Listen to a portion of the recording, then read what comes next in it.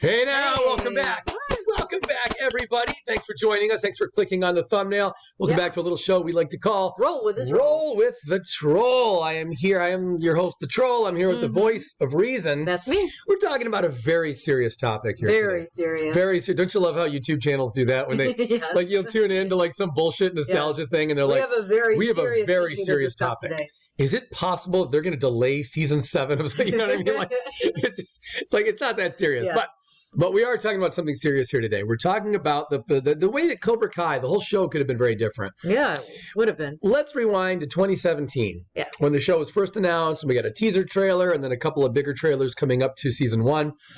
No one really knew how to take the show. Some people thought it was going to be a comedy. I mean, it really seemed like a comedy in some of the trailers. Then we were getting told it'd be a drama. We just didn't really know how to take it in. But the one thing that seemed clear was that the only people from the films were going to be Johnny and Daniel. Yeah. There was no indication whatsoever we were ever going to get Allie or Kumiko or anybody, not even Kreese. And, you know, and that was a great surprise it was. To have Kreese at the end of that. But I do think that for people who were seeing those trailers and thinking, this looks cheap. This looks just cheap and cheesy, and it's on YouTube Red.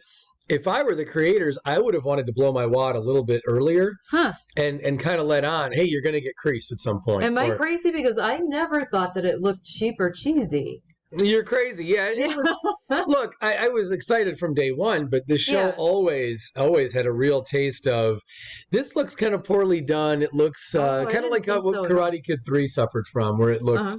It looked like a quick made-for-TV kind of thing, or like a straight-to-DVD. It didn't look like it had a big budget.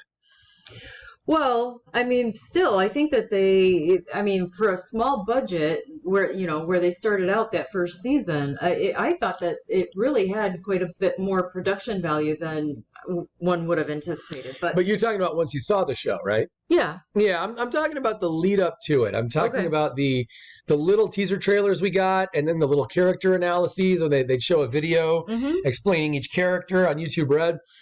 And then the major trailers, I don't think any of that really none of it really felt like you're going to get it all. You're going to get the breadth of characters from the Karate Kid trilogy. You're going to see Julie Pierce at some point. Everyone's going to come back. I don't think it looked like that at all from the trailers. I think if I were a casual viewer who didn't know much about it, I would just think, this doesn't look like, this looks kind of desperate. And it didn't look to me like it was going to tap into, the whole spectrum of Karate Kid. Okay. All right. Yeah, okay. So one of the things I kept thinking was, as the show got going, and then, at the end of season 1, we did get to meet Kreese, or we saw Kreese again, right? Yeah. And they had alluded to Terry Silver even. If you remember, in the middle of season 1, they mentioned Terry Silver. As those things started to happen, I thought, ooh, okay, I get it. They're going to do like a slow roll in. They don't want to blow their wad early. But they want to keep you enticed enough so you keep getting rewarded for hanging in there, right? Yeah, I love that though. I love it too. It was the better way to do it, but it was the riskier way to do it. So what I'm thinking is, think how different the show would have been introduced to us if Kumiko, or really any of the 3 girls that Daniel was either getting friend zoned from or was involved with, if any of them were his wife, but I'm thinking especially Kumiko for season 1, if that was going on in the trailer, that would have changed the whole expectation of the show for me. And I think for a lot of people, I don't think I'm alone in that. What do you think, Voice of Reason? Would that have made you think of it as like a whole different show? I don't know about that, but you are very pro Kumiko when it comes to Daniel's marriage. I think that's what it seems like, because you don't seem to be on board with Amanda. That's not the point. The point is by doing that little gesture, and I realize, guys, we could get into a whole discussion over how much budget they had for these kind of well-known actresses, like Tamlin's in a major TV show, if I remember right? So getting her on the show probably wouldn't have been fiscally feasible. But I'm just saying, in terms of like the shows, in terms of just the way the show could be, if we had no budget, no limiting budget, I think the show could have been so much more interesting for people right off the bat if we knew there were characters from Karate Kid 2 or 3 in it. And I think one of the better ways to do that would have been, what if Daniel married Kumiko and you saw her as his wife in the trailer? I think that would have been really interesting, because it would have told me right away that, they're really embracing the original movies. and they're embracing his, not just those movies themselves, but the things that happened in those movies that would shape Daniel as he gets older. So that would have, to me, it would have set a very different tone right off the bat, that this show is really trying to embrace everything Daniel's been through. And yeah, it'd be like having like Sato in it. I mean, the actor wasn't even alive anymore, but if they'd had Sato or somebody else in it right off the bat who you knew was going to be a regular character. The reason I'm mentioning Kumiko as Daniel's wife is more that would really cement it, because she's then an ongoing regular character, and it shows he actually married her, and there's going to be a lot more backstory. What do you think? I don't know. I mean, when we're thinking about those initial trailers, the only thing that I needed to hook me into watching the series is Daniel and Johnny. I didn't really give two flying flips about who did he marry or anything like. I wasn't even thinking of that when I heard that, you know, they were going to be bringing this out. I really only thought about Daniel and Johnny. Where are they now, and how are they going to interact together now?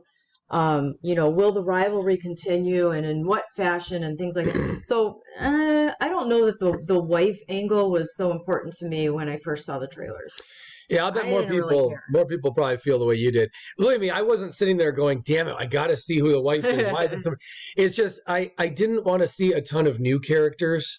I really wanted to see some way to connect back to the old. I thought that would have been, I wouldn't have cared if I knew for sure we were going to end up getting everybody anyway. But I had a feeling like, okay, so Daniel's got these kids and he's got a wife that, you know, from Big Bang Theory, we don't know anything about.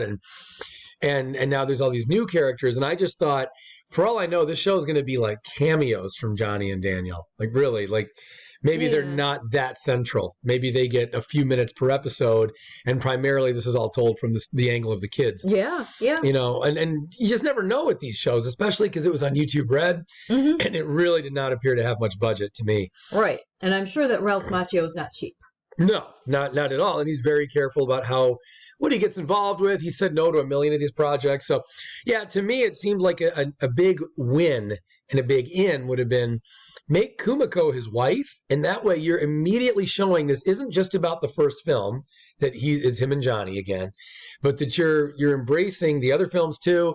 And that you're trying to really tap into like, you're really tapping into who Daniel had been through those movies, and that how now as an adult there's still some of that carrying over. Yeah. So yeah, maybe not all that realistic. You know, I mean, what 99% of people marry their high school sweetheart or their.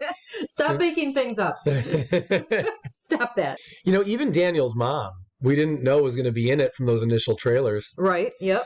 You know, and that's another thing that I think would have helped for me. Again, I didn't care. You guys know I was excited as hell from the second they announced this. It didn't need to be anything more than cheesy to me. I just wanted to see it go down.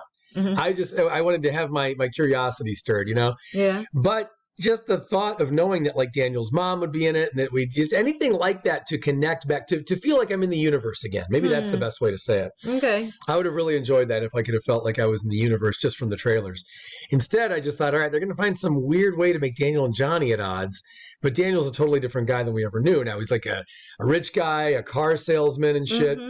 I think this would have been a nice thing. So I don't know, Voice of Reason. Any other thoughts on this? Well, I don't know. I don't know that it would have made sense for them to expose all of that just in the trailers leading up to the first season.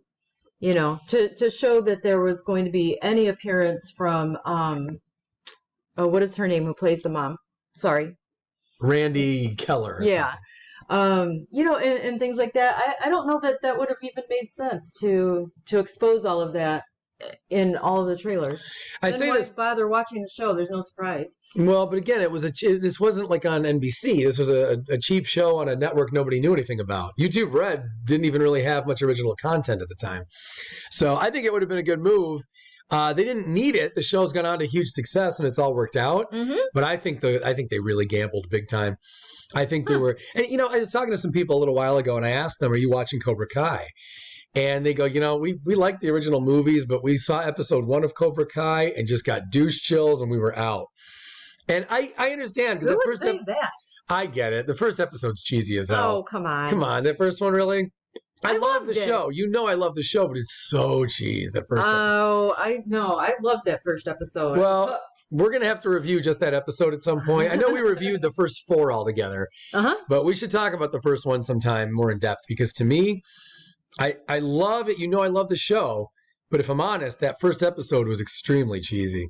I mean, I didn't think so at all. I could never tell when they were kidding, when they weren't. It seemed like at the beginning they wanted to be a comedy. Johnny played into every trope you could imagine.